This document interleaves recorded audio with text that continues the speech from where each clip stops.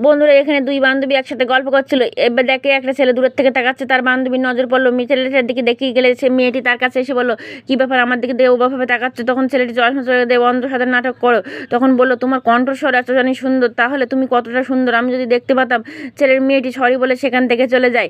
তারপরে দুই বান্ধবী তারপরের দিন একসাথে ঘুরতে বেশে সামনে সেই ছেলেটিকে গিয়ে ধাক্কা মারে।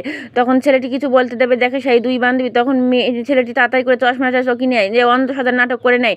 মেয়েটি তখন আস্তে আস্তে তাকে হাত ধরে রাস্তা পার করে দেয়। তারপরের দিন মেয়েটাকে দেখে সে আবার অন্ধসাধারণ নাটক করে রাস্তাটা তাড়াতাড়ি করে মেয়েটার কাছ থেকে পার করে নেয়। মেয়েটি পার করে মেয়েটি তখন বললো, আমি তোমাকে ভালোবাসি। তখন ছেলেটি বললো, আমি তো তোমাকে দেখতে পাই না। তখন বললো, আমি মন থেকে তোমাকে ভালোবাসি, তুমি অন্ধ না। ছেলেটি তারপরের দিন বাইক নিয়ে ঘুরতে বেরোয়, তার বান্ধবীর চোখে পড়ে। বান্ধবী তখন বান্ধবীকে ফোন দেয়, তার কাছে সে চাওয়ানা মারতে যায়। তখন বললো, তুমি বিশ্বাস করো আমি অন্ধসাধারণ নাটকটি করেছিলাম মন থেকে না, সিজেশানি পড়ে। আমি তোমাকে ভীষণ ভালোবাসি মন থেকে, তুমি বিশ্বাস করো প্লিজ। লাভ স্টোরিটি কেমন লাগলো কমেন্ট করে জানাবে।